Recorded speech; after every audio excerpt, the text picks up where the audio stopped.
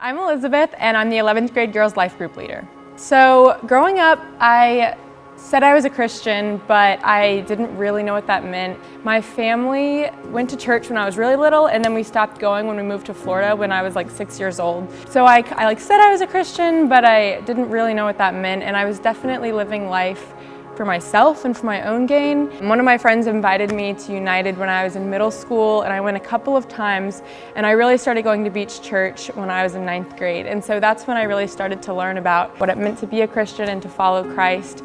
And so when I decided to give my life to Christ, it was just because I'd been learning more about Him and actually learning what it really meant. I got to really make the decision for myself to follow Christ instead of just something that was assumed because my family went to church. My life has changed because I have more purpose, and I definitely see why it's so important to live for other people. And I think before I was kind of pessimistic, and so having faith in Jesus has given me a more optimistic outlook on life. But more than anything, I just have someone to rely on, and I know I always have someone who's got my back. For a while, I'd been struggling with my faith and trusting God, and sometimes I would just get these strong doubts. And so I really struggled with actually putting God's presence on myself, and I would feel like I would go to church and I need to do better, and I need to read my Bible more, and I need to focus more on God, and I need to feel Him. But I was kind of putting it on myself to make myself feel God. When I finally got to this point where I realized I wasn't trusting God as much as I thought I was, I kind of released my grip and let go. And that was a few years ago.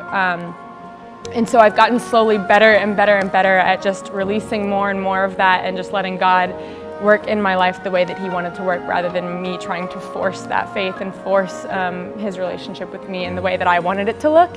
So I definitely for a while felt like I didn't need to get baptized, just because I knew that I was good with God and we had a relationship.